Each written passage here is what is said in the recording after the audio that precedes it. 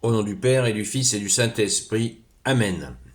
La paix de Jésus soit dans votre maison, sa paix et sa joie, j'espère que vous allez bien. Nous lisons le Saint-Évangile selon Saint Luc, chapitre 12, versets 35 à 38.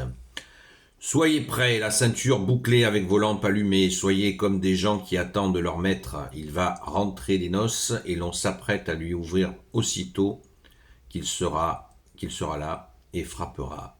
Heureux ces serviteurs que le Seigneur, à son retour, trouvera éveillés. En vérité, je vous le dis, c'est lui qui se mettra le tablier et les fera passer à table, les servira l'un après l'autre. Et s'il arrive le soir, s'il arrive tard le soir et qu'il les trouve ainsi, ou même passé minuit, heureux ces serviteurs. Si le maître de la maison savait à quelle heure viendra le voleur, vous comprendrez bien qu'il resterait éveillé et ne laisserait pas perforer sa maison. De même, soyez prêts, car le Fils de l'homme vient à l'heure que vous ne savez pas.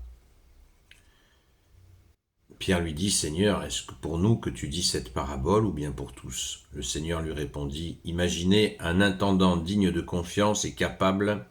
Son Seigneur lui a confié la responsabilité de ses serviteurs et c'est lui qui leur donne les rations de blé en temps voulu. Heureux ce serviteur que son Seigneur surprend tout occupé à son travail. Je vous l'affirme, il lui mettra dans les mains tout ce qui lui appartient. Mais le serviteur peut-être pensera, mon Seigneur va rentrer tard. Si alors il commence à frapper serviteurs et servantes, s'il mange, boit et s'enivre, son Seigneur arrivera au jour et à l'heure que ce serviteur ne pensait pas. Il lui enlèvera sa charge et l'enverra chez ceux dont on se méfie. Merci Jésus, alléluia. Eh bien, c'est dit, et ça tombe merveilleusement bien. Merci Jésus. Ça tombe merveilleusement bien sur le retour. Le second avènement de Jésus, il y a le premier avènement que nous connaissons par notre très sainte Vierge Marie, notre mère, qui a enfanté le Fils de Dieu, pas la divinité de Jésus bien sûr, mais ce corps que Jésus a habité, 100% Dieu, 100% homme, tout à fait réel. Et Jésus reviendra une seconde fois dans sa gloire, cette fois en tant que Dieu. Avec puissance, il sera vu des quatre coins de la terre et les anges, dans une nuée d'anges, il viendra pour juger le monde et régner, enfin juger les hommes et régner. Donc ce retour glorieux, eh bien, beaucoup en parlent sans arrêt et beaucoup d'ignorants. Certains disaient que ça y est, Jésus devait venir le 8 avril, et puis c'est ça régulièrement. Mais plus les tensions, les crispations, les guerres, les massacres aussi ont lieu, plus les gens disent ça y est, Jésus revient. Ce qui est idiot, parce qu'il y a des étapes. C'est comme ça, c'est tragique, mais on ne peut pas juger le plan de Dieu pour que Jésus puisse récupérer le maximum de ses enfants. Un plan est établi et le mauvais s'en donne à cœur joie. Et l'étape assez connue, celle de l'arrivée de l'Antéchrist, le faux Jésus, qui se pointera, on ne sait pas quand, n'est toujours pas venu, et bien sûr que cet événement précède le retour glorieux et définitif de Jésus quand il reviendra dans sa gloire pour régner sur toutes les nations. Donc, d'ici là, et c'est là la formation la plus importante, il nous faut veiller et prier, je le répète tous les jours, c'est Jésus qui l'a dit, donc il faut le faire. Veiller et prier, afin de ne pas tomber en tentation, comme tu nous le dis Jésus. La tentation, c'est pas uniquement les tentations charnelles ou d'argent ou je sais pas quoi. La tentation, c'est celle de ne rien faire aussi. C'est aussi la tentation du découragement, de baisser les bras devant la violence l'horreur à laquelle nous assistons. Et d'où l'importance de prier pour ceux qui souffrent. Merci Jésus de nous permettre cela, car c'est de l'amour. Et nous serons jugés selon l'amour.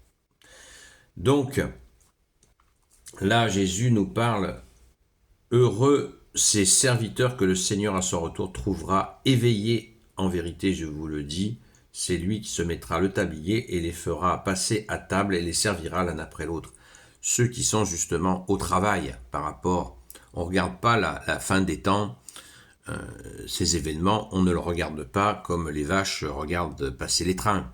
Il y a des souffrances, des vrais humains qui souffrent, on n'est pas sur les merdias.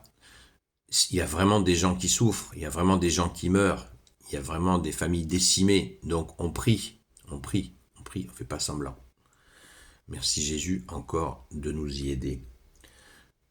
Et tu annonces Jésus que tu vas récompenser ceux qui auront fait cet effort. La première récompense, c'est l'accès au paradis, évidemment, mais là, il y a une récompense qui est bien exprimée, bien dite pour ceux qui auront fait cet effort de prière et de veille, ce qui est un effort d'amour, donc c'est pas un effort, puisque dans cet amour, bien sûr, il nous faut aussi y mettre notre volonté, mais Jésus nous donne cette force. Il ne nous dit pas « veillez, priez, démerdez-vous ». Non, Jésus ne nous dit pas ça.